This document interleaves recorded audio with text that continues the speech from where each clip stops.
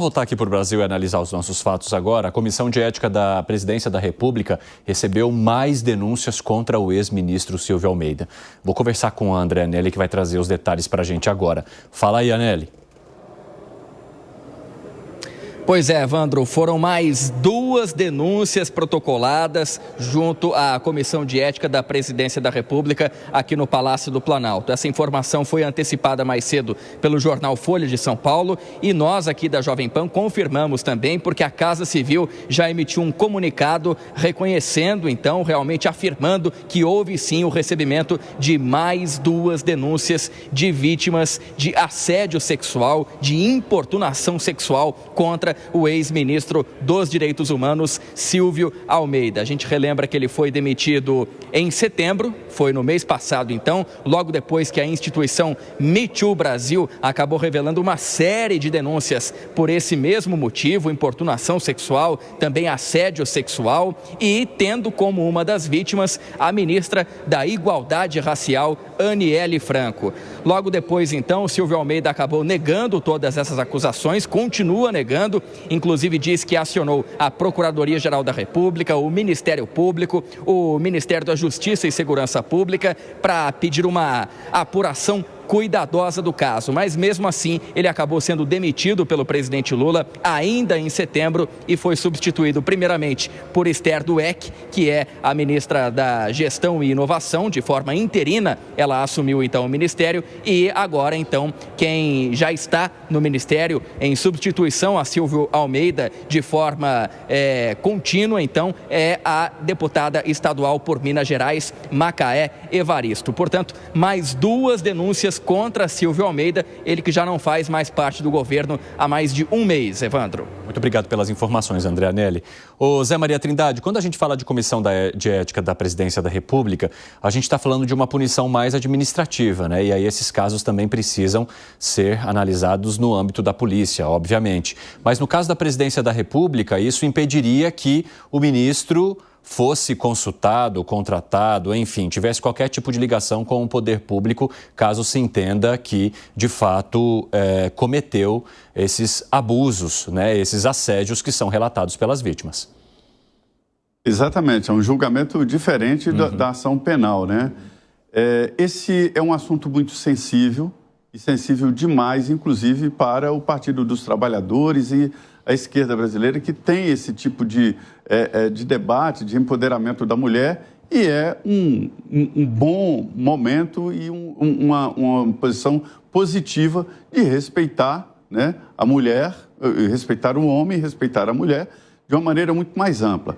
Eu conversei com a deputada federal Carol D'Artora, do PT, e ela, mulher, negra, ela falando sobre esta impossibilidade de defesa de uma ministra, uma mulher empoderada que estava sendo assediada há muito tempo, desde a fase inicial do governo, da fase de transição.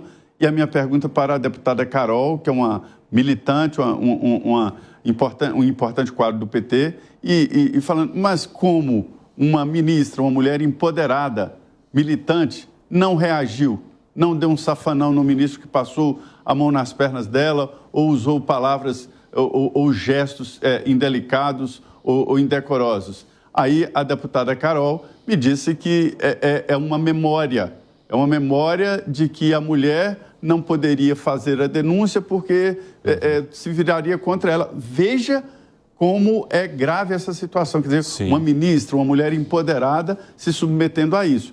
E aí a deputada Carol D'Artora me disse, né, que ela também foi assediada na Câmara dos Deputados. Não, eu insisti quem, ela não revelou quem, e disse que tomou as providências legais, ou seja, ela também fez as denúncias. E é natural que quem tem esta obsessão horrorosa não faz uma vez só, daí o aparecimento de novas denúncias.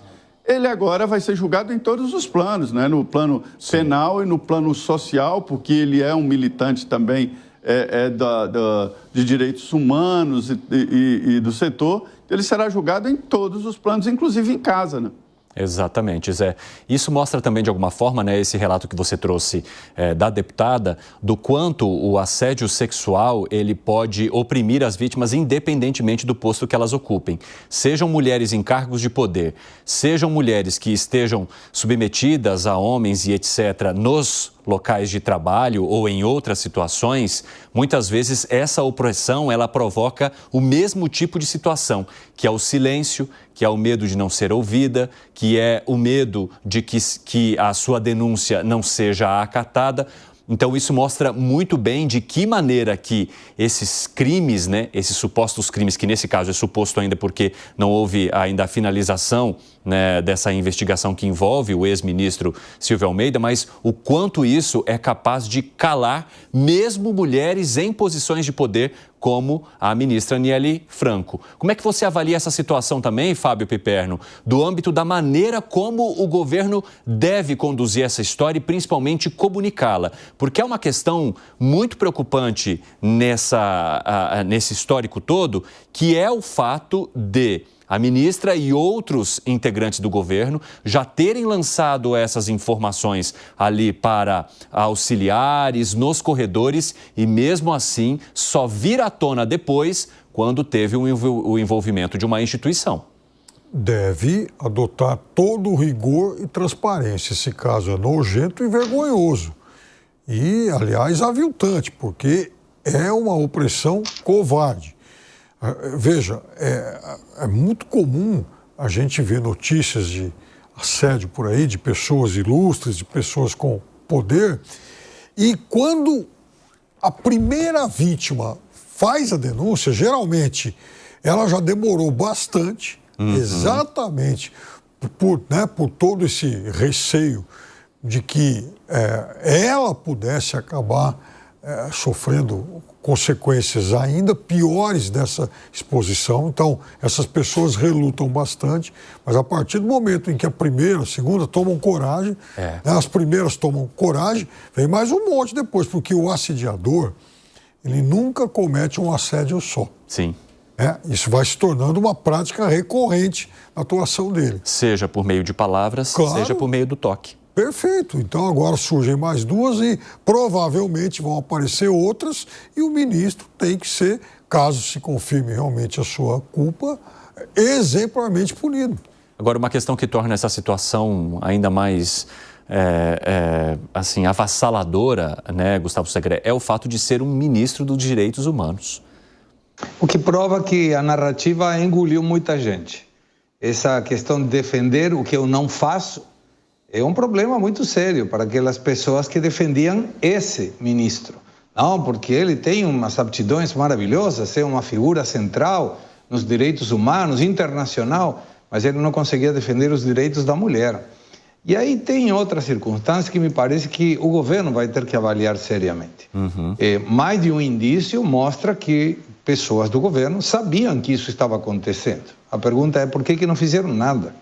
Quando o governo, algum integrante do governo, qualquer índole, sabe de alguma questão que possa ser confrontada com a lei, ele tem a obrigação de denunciar, senão está cometendo um crime que, se não estou enganado, chama prevaricação. Sim. E aí tem outra questão. Agora apareceu, por exemplo, pessoas que têm problemas de saúde por um erro no processo de transplantes. E tudo indica o Ministério da Saúde sabia dessa situação. Então, o motivo parece, vamos abafar até que a imprensa apareça com esse assunto. Isso não é legal, não fala bem do governo. E não estou me referindo a esse governo. Estou falando de qualquer governo, de qualquer ideologia.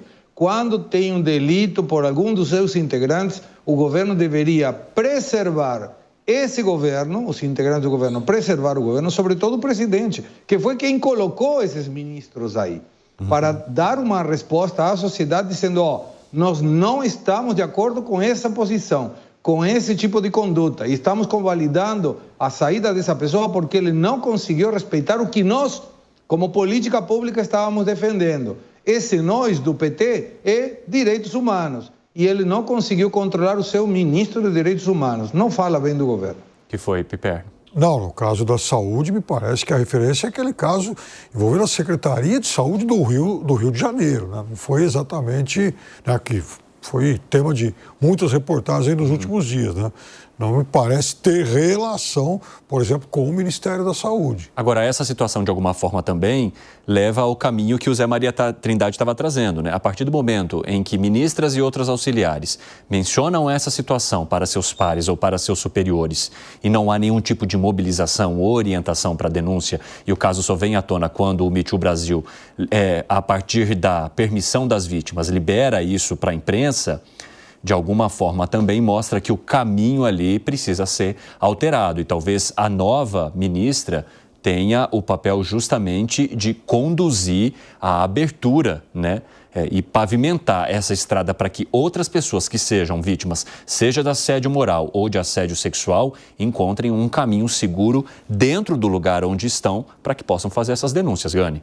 Exatamente, né? A solução passa justamente por você ter a privacidade, um apoio psicológico, um meio adequado para fazer as denúncias sem se expor, sem passar por constrangimentos e nenhum tipo de vergonha, e a punição, né? Porque é justamente a punição que vai impedir esses impulsos aí desses tarados, né, desses pervertidos.